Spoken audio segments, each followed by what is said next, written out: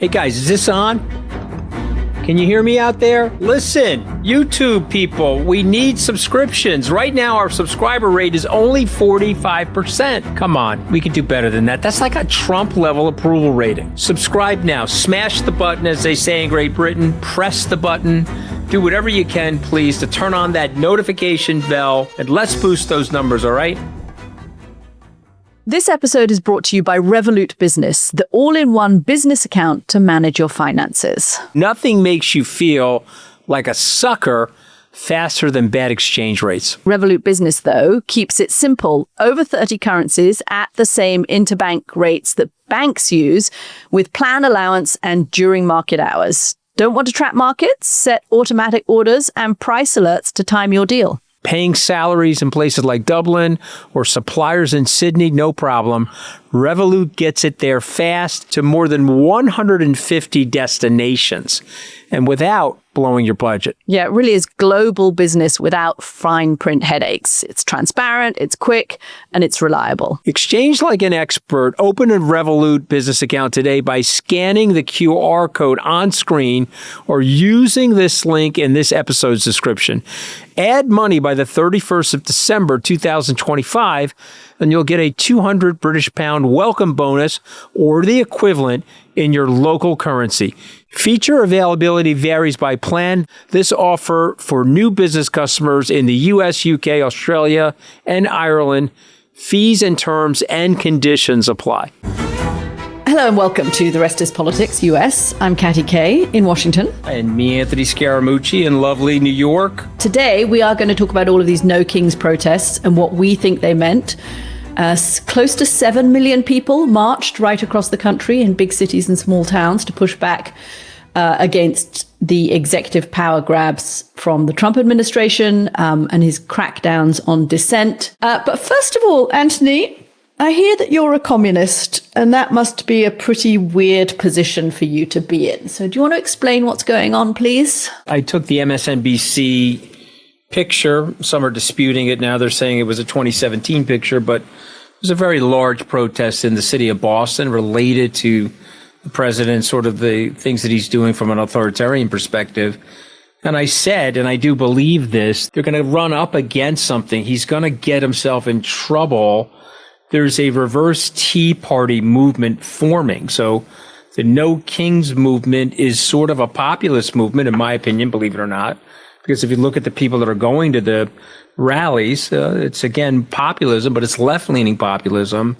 And it's sort of a counterdote to what Trump is doing. And I said, if they're not careful, the Trump coalition is very fragile. He's polling at 37%.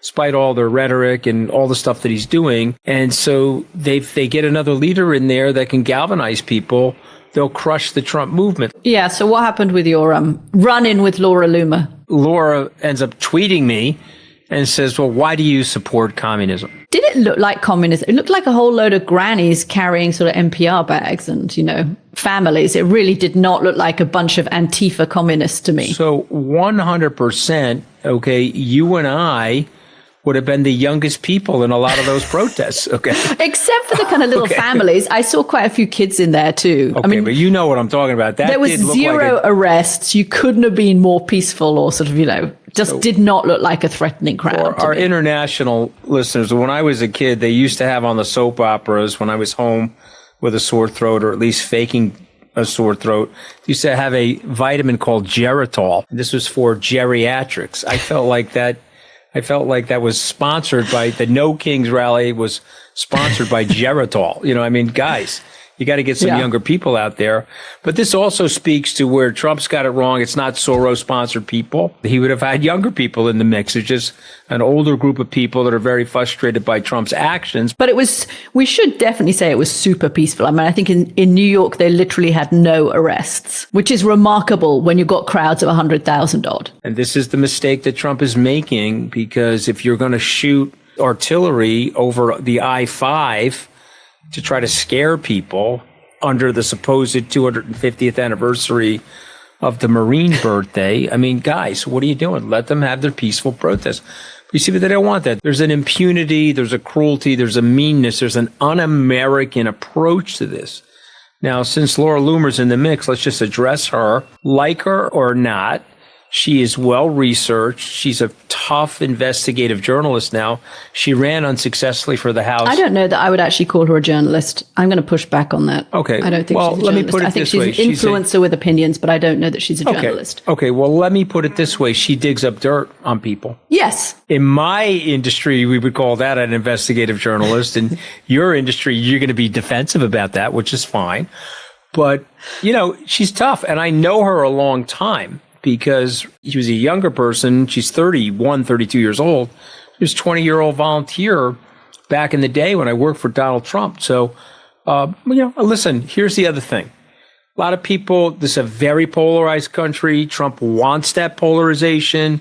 He wants the binary stuff. He's got Karoline Leavitt saying that the base of the Democratic Party is Hamas and they're anti-American and they're terrorists.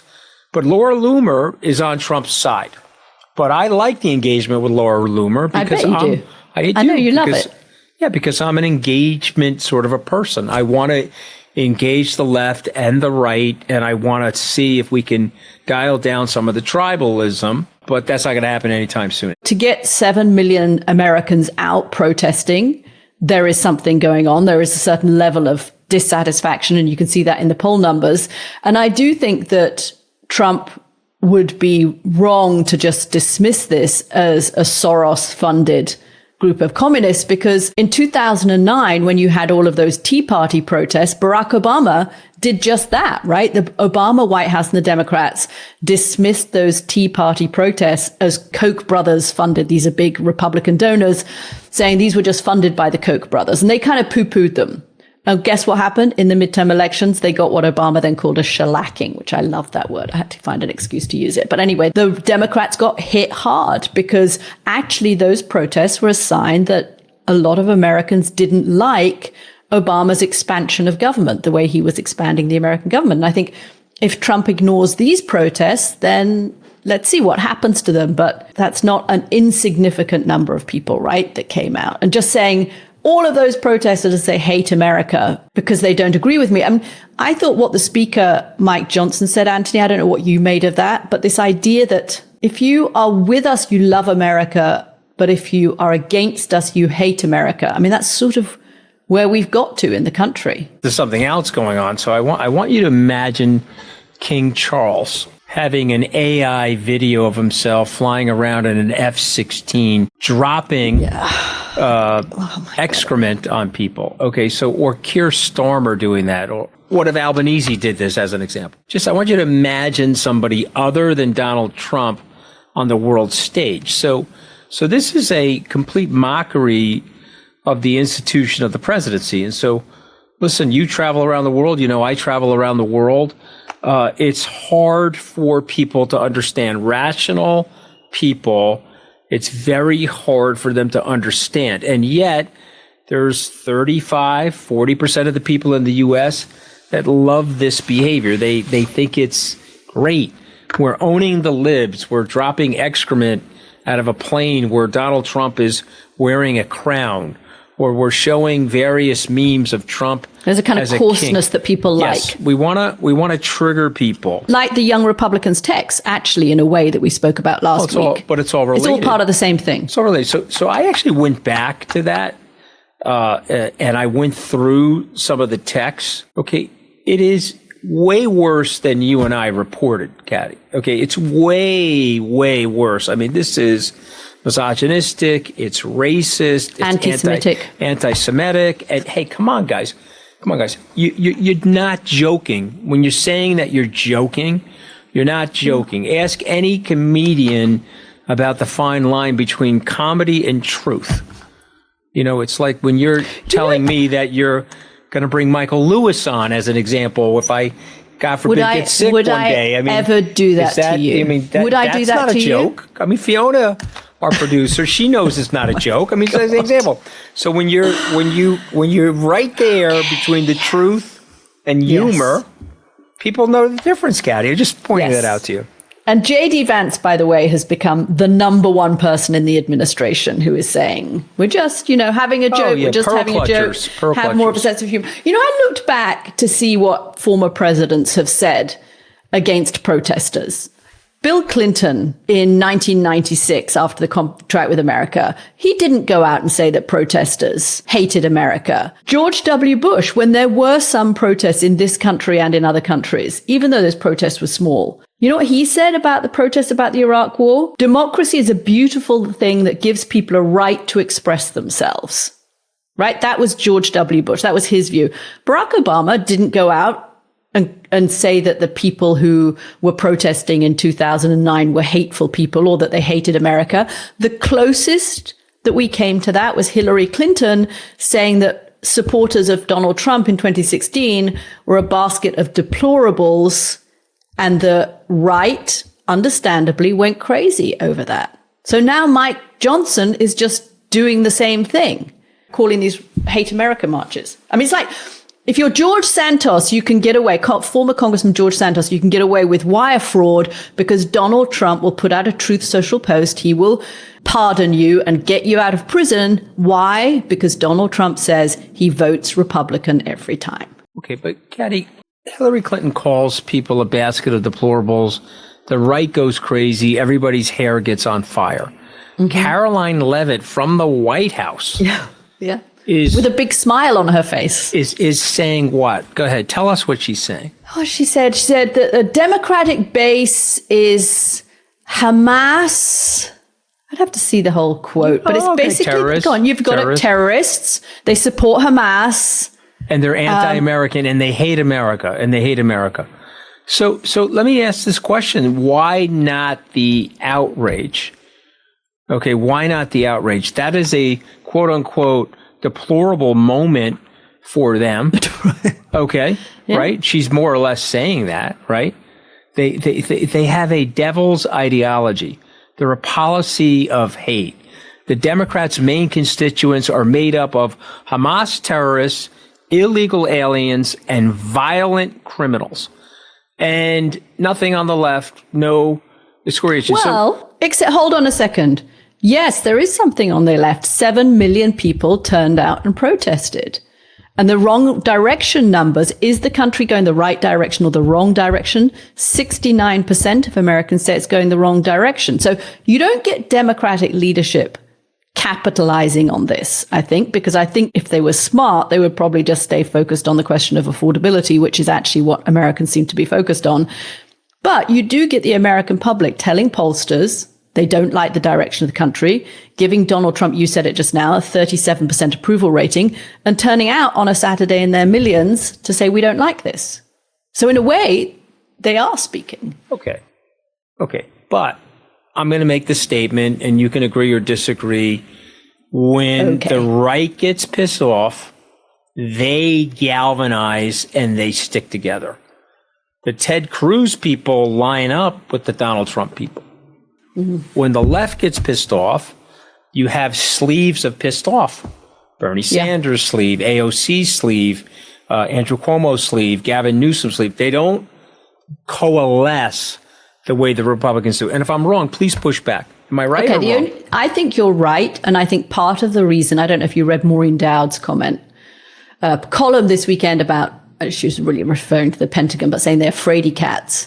I think you could use that expression for Republicans. You and I both hear on a regular basis from senior Republicans, Republican senators who tell us they really don't like what Donald Trump is doing. But do they say anything in public? No, they just fall into line.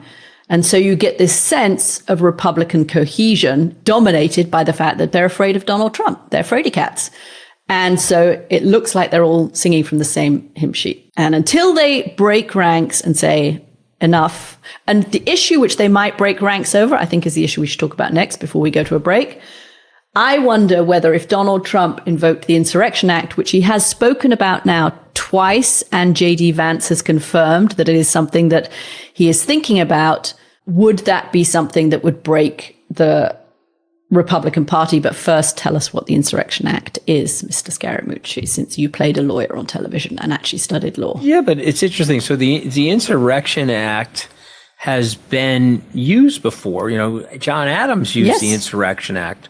Woodrow Eisenhower used the Insurrection Act. So what is the Insurrection Act? Basically, there's two things. There's two pieces of it. The Insurrection Act is the president says there's unrest or potential insurrection that's going to happen that gives him or her, but for now just him, the right to deploy the National Guard to supersede anything that's going on at the state level. So conjoined to that is something called the Supremacy Clause. And we've talked about that a few podcasts ago. What is that? It's basically that the federal laws have supremacy over the state laws. And so, he lost the case against Gavin Newsom because he couldn't prove that the deployment of the National Guard into Los Angeles met the criteria of the Insurrection Act, but it generally says that they are not allowed to carry out civilian law enforcement duties except in times of emergency. And so the court felt that that didn't apply in Los Angeles. So Trump is a little vexed by this. He can say, and you saw Governor Pritzker with his bulletproof vest on, talking about the war-torn area of Milwaukee playing the Chicago Cubs at Wrigley Field, with all that great sarcasm, which proves the point that you don't have a full-on insurrection going on that would meet the criteria of the Insurrection Act. So the question, though, really is, do they care? Okay. And if they don't care, are they going to invoke the Insurrection Act anyway and then disavow the court orders? Because every one of these governors is going to sue them. And since the facts are the facts, Katty, they'll lose in court. But what difference does it make? Will they still press the Insurrection Act? So what say you? Do you think they actually have the gumption to do that and to now cross over into full authoritarianism?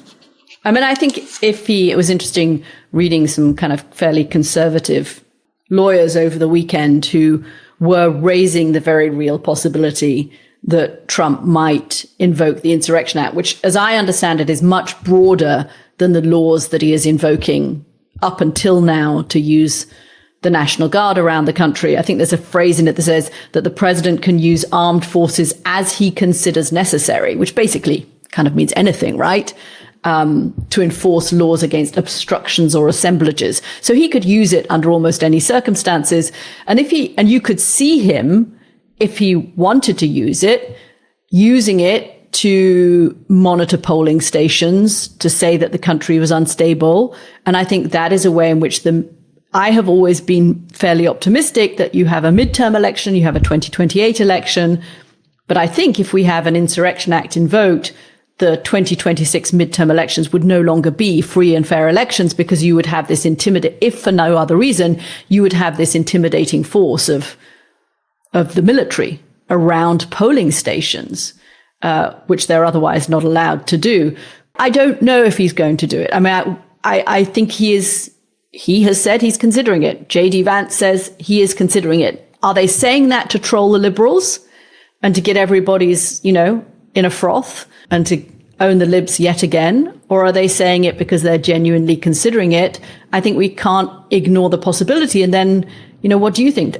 Is that the point at which Republicans say, hold on a second, there is no insurrection? It's such a good question. And obviously I don't know the answer, but I want to provoke people to think about the following.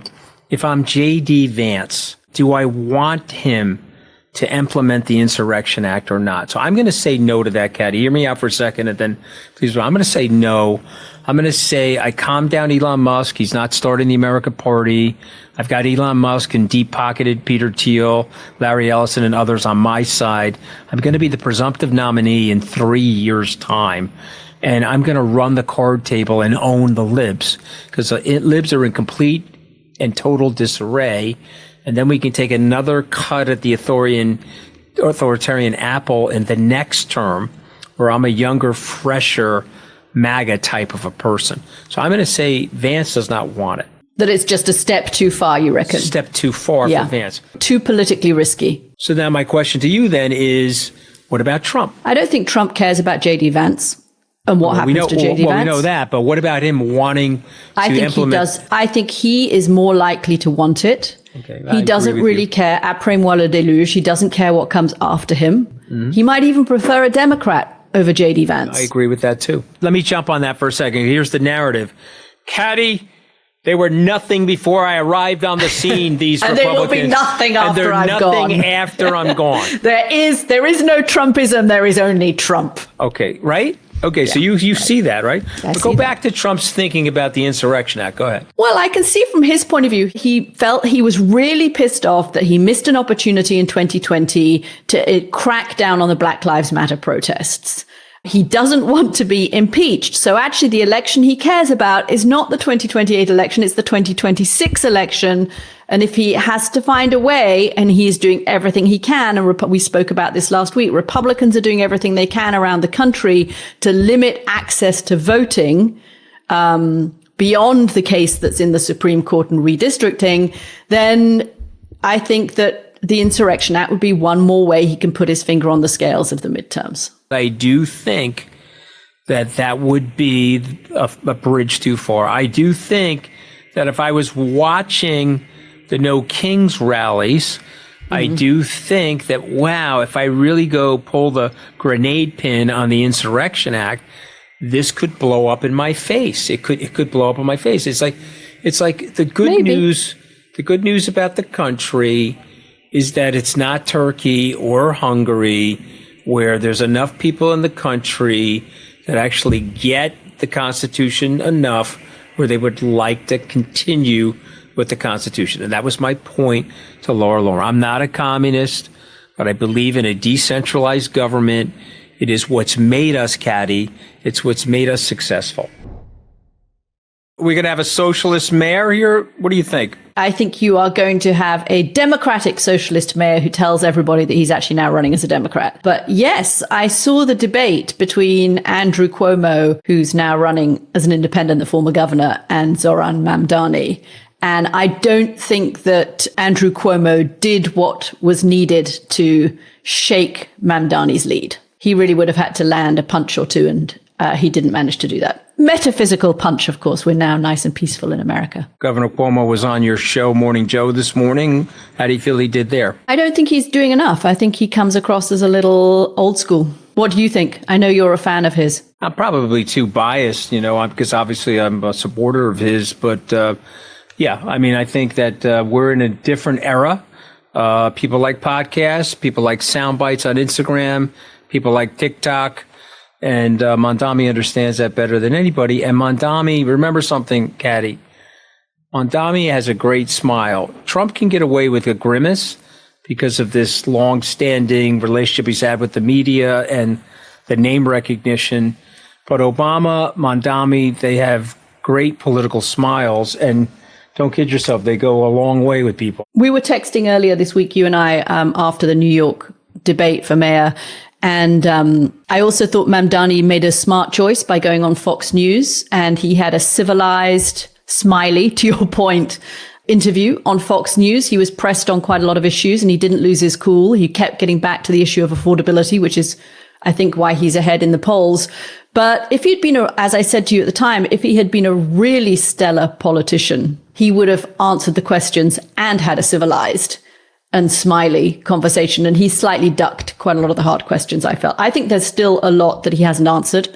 But let's see how he does, because he's going to be New York City's mayor, it looks like. I'll just point this out. Mayor Koch was ahead of Andrew Cuomo's father, Mario Cuomo, for the governorship. This is going way back into 1982.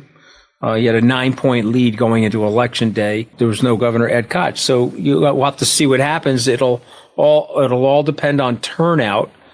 But if the older people turn out, which they did not do in the primary, but if they turn out, it'll be a much closer election than people think. We'll see. Can you give us a little scoop on how Cuomo is feeling? I think he's recognizing now that Sliwa is not coming out. That's the Republican who's polling at 18. So if you added Sliwa's numbers to Cuomo's numbers, they beat Mamdani. And so people have asked Sliwa to drop out, but Sliwa's not dropping out, Katty. And I think the Republicans want Mamdani. Trump has told them that he would be the gift that keeps giving.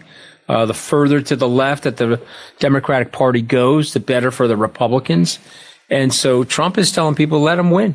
And so Sliwa's been told by Trump, stay in that race, You'll block Cuomo from winning, and they won't get their moderate voice back. They'll lurch even further to the left. And Trump will then take it out on New York City, and he will use whatever power he has to make life difficult for New Yorkers. He killed the cross tunnel. He got on the news and said Schumer's worked on this for 20 years. It's now terminated. And so, and by the way, that hurts the entire infrastructure and the entire rail system. And again, I guess I'm a little bit New York centric. We put a lot more money into the federal government from our tax levies than we get back. And so New York sort of felt like they were owed that. But, Schumer's past his sell-by date. He doesn't have the effectiveness that he once had. Right around the country, there's a new generation of Democrats saying it's our turn now. Well, that was your little update on the New York mayor's race, everybody. And of course, we'll do more on that because I think Mamdani is such an interesting character and what he represents for the Democrats is such an interesting moment. We're going to talk about Ukraine and the very unhappy meeting that happened between Donald Trump and President Volodymyr Zelensky at the White House on Friday. The FT, to give them their credit, was the first to report this. It sounds like it was behind closed doors, but it was a very unhappy meeting. At one point, according to the FT, Donald Trump tossed aside maps of the front line of Ukraine and said that he was sick of seeing maps. He said, "This red line, I don't even know where it is. I've never been there." And he insisted that Putin wants Zelensky to surrender the entire Donbass region to Russia. This is the region that Russia has been trying to get in its entirety from Ukraine for 11 years and has so far failed to do so. And Putin apparently told Donald Trump on a phone call last week that he wants Ukraine to surrender the entire Donbass region or else he's going to hit them hard and destroy the country. Anyway, it sounds like, and I've had, by the way, this meeting, the fact that this was a very bad meeting confirmed to me by some European officials who said it really went badly. I think one of the interesting things here is that Donald Trump, for all his volatility, and as one person said it to me, last week, who's in the national security side, said the trouble with trying to deal with Trump is that he's so emotional and he's so volatile. But actually, when you think about this one issue, Anthony, and I was texting with a Senate Foreign Relations staffer this morning about this, and they were saying what's in fact striking is how consistent Donald Trump has been on Russia, as they said, across time and space. There's the odd blip, but it's really one of the very few issues where he always seems to land in the same place, which is on Vladimir Putin's side. Now, I know you have your theories about why that is. I don't know exactly what the evidence is on that or what it may or may not be. But I think we can see that this was not a good week for Zelensky and it was not a good week for Ukraine. They're not going to give up fighting. They're not going to give up Donbass. But Donald Trump once again gets Putin in his ear and says, okay, the Russians say their economy is doing great. The Russians say they want the whole of Donbass. Otherwise, they're going to destroy your country. Zelensky, you just have to accept this. I don't think Zelensky is going to accept this, but it puts Zelensky in a very bad position, I think. It's interesting because I think Trump is doing masterfully and beautifully. Let me explain why. It's not a bad week for Zelensky. It is a bad year for Zelensky, and it's a bad 4-year presidential term for Zelensky, Western liberty, NATO, and Ukraine. And so let me just explain why. Number one, Trump's move, remember, Putin is the judo guy. So what do you do in judo? You use the force of your opponent to defend yourself. And Trump is using verbal judo here. Let me just explain why. He will stall, then slam. So he'll stall. Well, maybe we'll give tomahawks. We'll stall. We'll say something at the UN recognizing that the Russians are actually getting decimated, and he knows that they're getting decimated. He also knows their economy is falling apart. So he'll say those things, and then people will be around the table going, oh. Finally standing up to Putin. Yeah, and he's finally getting, you see, Trump is not the pushover, and he's not the cipher of Vladimir Putin. He's not being played. He's not being played. See, look at the example. He just mentioned tomahawks.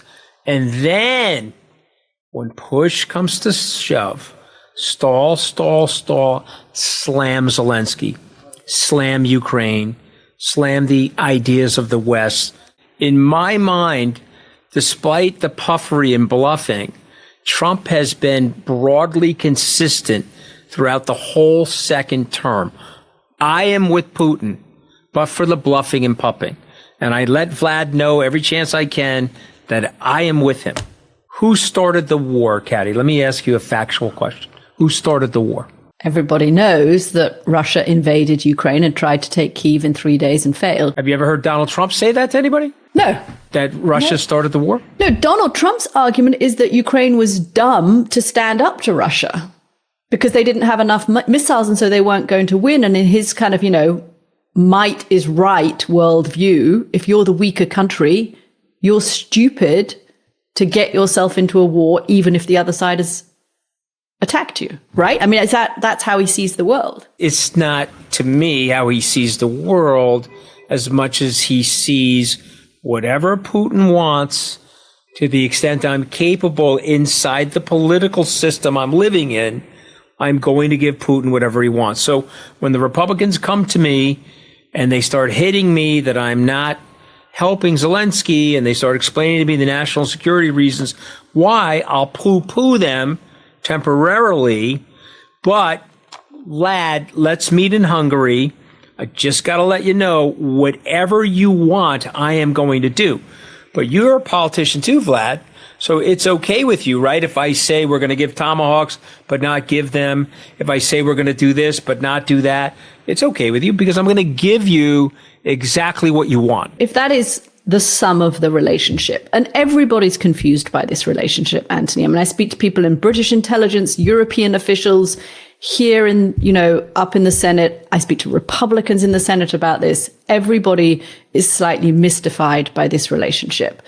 If that were the case, why has he done even as much as he has done? Why has he been sharing intel with the Ukrainians that allows them to hit with inside Russia? Why not just pull the plug right at the beginning? It's a great question because he has to. Because you have to make people mystified. First of all, why are they mystified? They're mystified because an American president is kowtowing to a Russian president. So that's mystifying. And so he has to do enough to keep them mystified so that they don't go into the declarative statement, hey, the guy's got something on him. And what is it specifically that he's got on him? Maybe Mossad knows, maybe MI6 knows, maybe the CIA knows. But you got to stay in the zone of mystification by doing enough so that Katty will come on the podcast and say, well, he is supplying this. He is giving them satellite technology. He is green lighting European weapons shipments, but they're not coming from him. So he is signaling to Vlad, guy, come on, man, help me out here. I am doing everything that you want inside the guardrails of my own political system without me getting ousted. And oh, by the way, you want me. You don't want a Ronald Reagan Cold Warrior in this position. You don't want a tough-ass Jack Kennedy Democrat in this position. You want me, your boy. You want me, who's going to kowtow to you. Okay, I don't know, Anthony, honestly. I mean, I've asked a lot of people this, and I don't know whether the Russians have something on him or not. I haven't found the reporting, I haven't found the evidence, so I don't know. So I'm agnostic on this. Do you think you know what Vladimir Putin has on Donald Trump? We were talking about the journalism and the definition of journalism and investigative journalism. I'm not an investigative journalist enough to really know. I'm not. So I'm not going to suggest that I know, and here's the smoking gun. I'm not going to suggest that. But I am a reasonably street smart guy. I grew up in a blue collar neighborhood. I've seen the spectrum of life enough to know that he's got something on him. You don't have to be a rocket scientist, okay? When the obvious is obvious, it's obvious. And so the question now is, if I'm MI6, I'm at dinner with Katty K. How am I going to get myself in trouble? I'm going to tell her what I think is on him? I can't do that. I'm not going to breach establishment protocols. But I am telling you that the Steele dossier to me, which was successfully discredited by the hard right, I thought they did a brilliant job of tearing Christopher Steele apart and trying to discredit him and finding a few holes in the thing to discredit him. But I think there were things left out of the Steele dossier. And I think the Steele dossier, to me, is more true than it's not true. That's what I honestly think. And so it's right there in there that there's a connection. There's a money laundering connection. There's a connection with the Russian oligarchs, which is tied back to Putin. And I think they got something on him. Yeah. And again, I don't know what it is, but last time I checked, we haven't released the Epstein files here in the U.S. Last time I checked, we're not letting the woman that just won the special election in Arizona get sworn in because she would be the vote to let the Epstein files. So we're going to do everything we can to let the Epstein files sit out there for as long as humanly possible. It was interesting that hearing with Pam Bondi on the Epstein files. I did think it was interesting when one Democratic senator raised reports of photographs of Donald Trump with young, semi-dressed women, I think was how he described it. But for a senator to say that in a televised hearing, I thought was interesting. And then, of course, there's obviously been a lot blown up in the UK this week with Prince Andrew having his title of the Duke of York stripped from him over the Epstein issue and allegations from one of the girls who was a victim, who's now dead, Virginia Giuffre, saying that there were kind of orgies with young girls and Jeffrey Epstein and Prince Andrew. And the question would be whether there were other clients that were given that special treatment by Jeffrey Epstein as well. So, you know, the Epstein stuff is still unresolved. We don't know what's in those files. We're waiting for it. And we don't know exactly what it is that the Russians have or don't have, if it's compromat over Donald Trump of some sort. What we do know is that none of this is good for Ukraine. They have been getting hammered over the weekend even with their infrastructure being hit. And Donald Trump doesn't seem to want to do very much about it. Maybe he's just incredibly frustrated that he can't fix it. He thought it was going to be easy. I was going to do it in day one. It clearly wasn't done. He doesn't know why he can't do it. And he's just prepared to give Putin what he wants in order for it to end. So, Katty, you got the British ambassador lost his job. Yes or no? Yes. A prince in the royal family has been defrocked effectively. Yes or no? Yes. So, and what's going on here in the U.S.? Anything? Nada. Anybody have any hit to them? No. Nope. The DOJ is going down and chatting with Ghislaine Maxwell, who they've now put in a prison camp, not a secure prison. So you're the journalist. I just play one on television and podcast. So are you telling me you don't know what it is?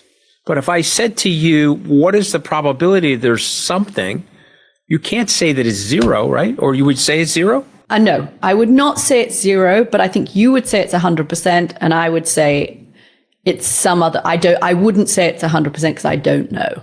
Okay, so not 100%. So what could be motivating President Trump to kowtow to Vladimir Putin? There are other things that he tends to think democracy is weak and a bit soft.